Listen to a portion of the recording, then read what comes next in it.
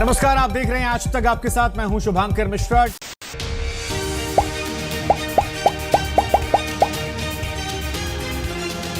जी हां, वहीं पहुंच गए जहां से शुरुआत हुई थी। 6-7 साल पहले जब नौकरी की शुरुआत हुई थी तब भी नौकरी नहीं थी और अब एक बार फिर नौकरी नहीं है। बस इस बार चेहरे पर मायूसी नहीं है, चेहरे पर उम्मीदें हैं, मुस्कुराहट है। शायद आपका भरोसा था, इसलिए हौसला हिम्मत भी है। अब आपके सवाल पर आते हैं कि आज तक का क्या होगा गुरु। मतलब हर एक पोस्ट में आप लोगों ने एकदम डाल डाल के लिख रखा है, कमेंट में, व्हाट्सएप पर, फोन कॉल्स पर, नंबर ढूंढ ढूंढ के लोगों ने कहां से कॉल की। मतलब इंडिया, पाकिस्तान से लेकर दुबई, नेपाल, बांग्लादेश तक से फोन आ गया हमारे पास कि सर सच में छोड़ दिए। मतलब छोड़े तो हुआ क्या था, बता तो दीजिए कम से कम, हम साथ हैं। कई लोग हौसला अफजाई कर रहे थे, सर कोई टेंशन मत लीजिएगा, हम लोग हैं ना।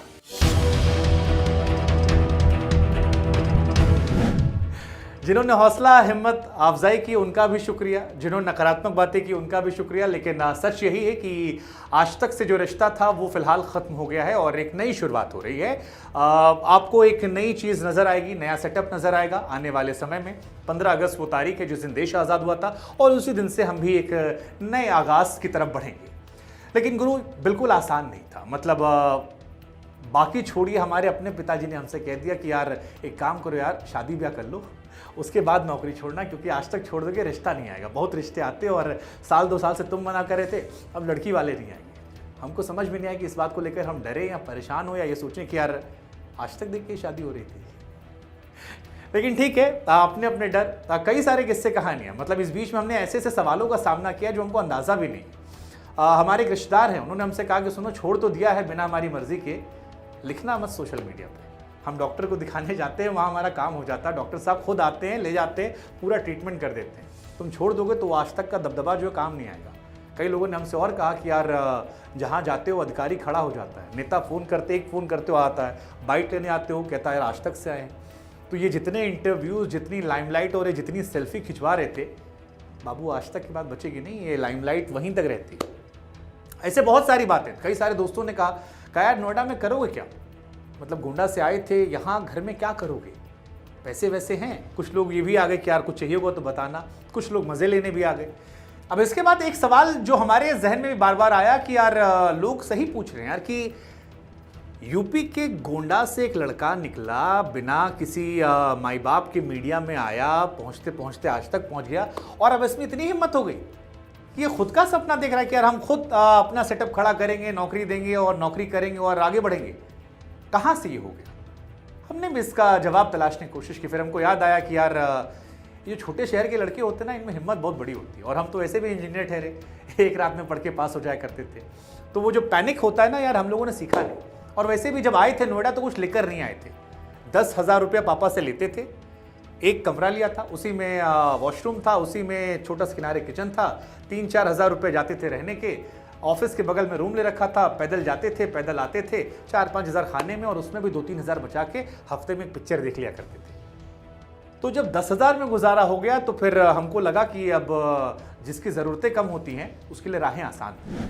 लेकिन इस कहानी में हौसला हिम्मत जो है वो इसलिए है क्योंकि ज़रूरतें कम हैं। शुरुआत जो है वो बड़े मध्यम वर्गीय परिवार से होती है और सपने फिर बहुत बड़े होते हैं। आपको लगता है स्काई इज़ द लिमिट। और फिर पिताजी के साथ मुझे वो अपनी कॉन्वर्सेशन ज़रूर हमेशा याद रहती है जहाँ पर उनसे मैंने कहा था कि बीटेक के बाद जाना है और पापा कह रहे थे कि यार 10 लाख रुपया लगाया है बीटेक पे हमने, बर्बाद मत करो, अपने लड़कों पे कर लेना। हमने कहा भरोसा तो रखिए। नहीं मान रहे थे, क्या यार ये फिल्मी बातें जो है ना ये सब लड़के आजकल के करते हैं। हमने कहा अरे ठीक है करते होंगे, आपकी औलाद हम हैं, एक बार भरोसा दीजिए। नहीं मानेंगे तो जहाँ बोलेंगे सब कर लेंगे, शादी ब्याह सब कुछ कर लेंगे। और पहली बार उनको साबित किया, थोड़ा विश्वास किया। इस बार भी सबसे ज़्यादा वही डगमगाए थे, लेकिन इस बार भी हम लोगों ने कहा कि पिछली बार भी आपको गलत साबित किया था, आप ही को खुशी होगी कि हम गलत साबित करो, वो भी काफ़ी खुश हैं। लेकिन ये शुरुआत इतनी आसान नहीं रही, क्योंकि आप जब टीवी की दुनिया में आते हैं एक नई दुनिया से तो आपके सपने बड़े होते हैं। और मैं अभी भी मानता हूँ कि टीवी इंडस्ट्री एक बहुत ही कॉम्पिटिटिव इंडस्ट्री है।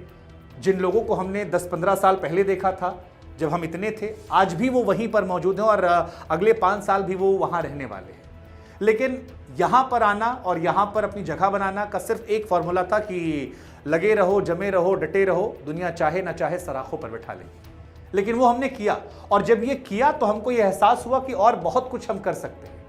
और उस बहुत कुछ को करने के लिए ही जब इंडिया न्यूज़ में हमने शुरुआत की, जहाँ पर दिल्ली अगर आप कभी आए हो, आप में से लोग नोएडा दिल्ली आए हो, तो यहाँ 2 तरह की बसें चलती हैं। एक हरी बस चलती है, एक लाल बस चलती है।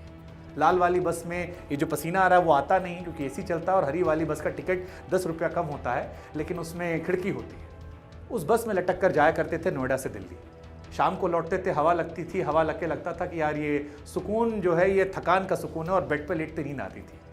वो संघर्ष 7 महीने 8 महीने चला। फिर वहाँ से एक छोटे से चैनल में गए, काम सीखा, फिर जी गए, फिर इंडिया न्यूज़ गए, फिर TV9 गए, फिर वहाँ से आज तक का सफ़र हुआ। इस सफ़र में एक बात तय कर ली कि अपने काम से प्यार होना चाहिए इंसान को। जो काम आप कर रहे हैं अगर आपको उससे प्यार है तो फ़र्क नहीं पड़ता संस्था कौन सी है और क्या चीज़ें हैं। और इस सफ़र को ही सोचना ही आसान बनाती है। लेकिन फिर वही कहानी है कि बाबू निकलते वक्त तो ये सबके मन में आ रहा है कि यार अब तो नेता फ़ोन नहीं उठाएगा, अब तो पिताजी सब्जी वाले के पास जाएंगे तो ये नहीं कहेंगे लड़का हमारा एंकर है, या जैसे हमारे रिश्तेदार लोग कह रहे थे कि यार तुमको लेके एक माहौल बना हुआ था, जहां फ़ोन करते थे मामला बन जाता था। अब सवाल ये होगा आपके मन में कि भाई खबर तो आप आज तक पर भी पढ़ रहे थे, फिर आपको बाहर निकलने की ज़रूरत क्या थी? तो टीवी की दुनिया में क्योंकि खबरों की मारामारी ज़्यादा होती है, खबरें अक्सर हम सतही छूकर निकल जाते हैं। हम चाहते थे कि खबरों की थोड़ी सी जड़ में जाया जाए, जड़ से थोड़ी खबरें उकेरी जाए और तमाम पहलू जो हैं वो आप तक रख दिए जाए। चेहरे पर थोड़ा फिल्टर भले ही मेकअप के जरिए लगा लिया जाए, लेकिन खबरों का फिल्टर ना हो। डेटा फैक्ट जिसकी आज के समय कमी है, फेक न्यूज़ के बढ़ते नैरेटिव के बीच में, वो तमाम खबरें आप तक उसी तरह से पहुंचा दी जाए। तो एक तो हमारी कोशिश ये थी। दूसरा, व्यक्तिगत तौर पर आप जानते हैं, आप में से जो लोग सुनते हैं मुझे, कि मुझे किस्से कहानियां सुनाने का बड़ा शौक है। मैं अक्सर आप लोगों को किस्से कहानियों को सुनाता रहता हूं। तो हमें लगा कि यार जिनकी कहानियां हम सुनाते हैं, क्यों ना उन्हें अपने दफ्तर में बुला लें और क्यों ना उनके साथ बैठकर वो किस्से कहानियां सुनाएं जो आप सुनना चाहते हैं, और आपके सवालों को लेकर हम उनसे सवाल करें। ये एक चीज़ थी जो मैं व्यक्तिगत तौर पर करना चाहता था, और मुझे लगता है कि आने वाले समय में जो हमारे पॉडकास्ट इंटरव्यूज़ होंगे उसमें आपके साथ मिलकर हम नेताओं को, कलाकारों को, खेल खिलाड़ियों को लेकर एक संवाद तैयार करेंगे। और हर बार आपकी भूमिका भी रहेगी, आपको भी रिसर्च करनी पड़ेगी, आपको भी तैयारियां करनी पड़ेगी, हम तो करेंगे ही, ताकि मिलकर हम सवाल पूछ सके, थोड़ा सा कान ऐसे मरोड़ें और कई सारे सवालों के जवाब ला सकें। इसके अलावा बहुत कुछ और भी है स्पोर्ट्स को लेकर, क्योंकि स्पोर्ट्स हम जानते हैं कि इंडिया में 3 चीज़ें हैं जो हर घर घर में चलती हैं। एक सियासत, दूसरा बॉलीवुड, तीसरा खेल, और इन तीनों को लेकर भी हमारी प्राथमिकताएं हैं। आप में से भी जो लोग जुनूनी हैं, जो लोग सोचते हैं कि यार हम कुछ कर सकते हैं, कोई माध्यम नहीं मिल रहा, उनके लिए भी ये जगह एक अवसर के तौर पर रहेगी। आगे आने वाले समय में हो सकता है आप में से बहुत सारे लोग हो जो हमारे साथ जुड़े। लेकिन मूल कोशिश ये है कि जो कुछ हम करना चाहते थे और जो कुछ हमारे ख्याल थे, उनको एक नए सिरे से, नए तरीके से रखा जाए। और वैसे भी किसी ने सच कहा है कि जिस ओर जवानी चलती है उस ओर ज़माना चलता है। तो अब जवान खून में थोड़ी सी हिम्मत, हौसला था, हमने कहा चलते हैं। बाकी सब आप लोग पर छोड़ रखा है, आप लोग चाहेंगे तो सराखों पर। अब सवाल ये है कि आज तक नहीं तो अब और क्या? तो उसमें हम आपको बता दें कि आती हमें केवल 2 ही चीज़ें, एक न्यूज़ पढ़ा हमने और दूसरा बुक्स को पढ़ा। तो हमें लगा कि दोनों को मिलाकर एक न्यूज़ बुक आपके सामने रख देते हैं, जहाँ पर खबरों से थोड़ी ज़्यादा जानकारियाँ आपको मिलेगी। हाँ, इसमें आपको स्पोर्ट्स की अलग स्पोर्ट्स बुक मिलेगी, क्राइम को लेकर क्राइम बुक, हेल्थ को लेकर हेल्थ, और आगे ऐसे ऐसे कारवा जो है बढ़ता जाएगा। लेकिन इसके अलावा कुछ चीज़ें हमने आपके लिए खास रखी। जैसे हमने खास रखा है, आजकल की दुनिया में खबरों को सतही तौर पर छूकर हम निकल जाते हैं, उसकी डेप्थ जानकारियां नहीं निकलती हैं। तो हमने एक टीम तैयार की है जो आपको डेप्थ एनालिसिस करेगी तमाम खबरों का, तमाम बिंदुओं का, जिससे आपकी जानकारियां जो हैं वो भी बढ़ेगी। क्योंकि हमें आपके समय की कीमत भी पता है कि अगर आप समय दे रहे हैं तो कुछ सीख कर भी जाइए। तो वैसी डेप्थ एनालिसिस वाली जानकारियां फेक न्यूज़ के दौर में आपको मिलेंगी, जिससे कोई आपको बताए कि ये नहीं ऐसा, तो आप कहेंगे नहीं ऐसा नहीं, ये डेटा ये ऐसा था। किस्से कहानियां हमने आपको खूब सुनाए हैं, लेकिन किस्से कहानियां अब तक हम सुनाते थे। अब जिनके किस्से कहानियां सुना रहे हैं उनको पॉडकास्ट इंटरव्यूज के माध्यम से आपके सामने हम ले जाएंगे। तो वो बड़ा दिलचस्प रहने वाला, उसको लेके बड़ा एक्साइटेड हूं। उसके लिए आप भी तैयार हो जाइए, क्योंकि मेहनत सवालों में आपको भी करनी है और बहुत कुछ है, धीरे धीरे आपको बताते रहेंगे। अब सवाल ये है कि इसमें आपकी भूमिका क्या रहने वाली है। तो देखिए जी, आपकी भूमिका इसमें बहुत महत्वपूर्ण रहने वाली है, क्योंकि ये हमारा जो लगभग 1 करोड़ का परिवार है, तकरीबन 50 लाख इंस्टाग्राम पर, 30 लाख फेसबुक पर, 1 लाख 10 लाख यूट्यूब पर, और ऐसे ही ट्विटर वगैरह वगैरह पर, ये आपकी वजह से हुआ है।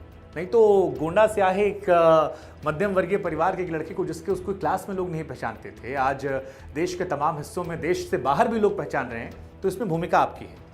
और इसके लिए मैं आपका शुक्रगुजार भी हूं, क्योंकि आप अपना समय निकालते हैं, हम आपके मैसेजेस का रिप्लाई नहीं कर पाते हैं, आपके पोस्ट पर चाहकर भी सबको जवाब नहीं दे पाते हैं, लेकिन इसके बावजूद निरंतर आप जुड़े रहते हैं। आप में से कई लोग कहते हैं सुबह उठते हैं पहला वीडियो आपका देखते हैं। सो ये जो प्यार, ये जो आभार, ये जो भरोसा है, इसके लिए हम तहे दिल से आपके शुक्रगुजार हैं, आपका शुक्रिया अदा करते हैं और आपसे एक गुजारिश करते हैं। गुजारिश ये है कि अभी नई शुरुआत है और नए शुरुआत में जो पिंडदान होता है वो सबको करना होता है, तो हम चाहते हैं कि शुरुआत में आप हमारी मदद करें।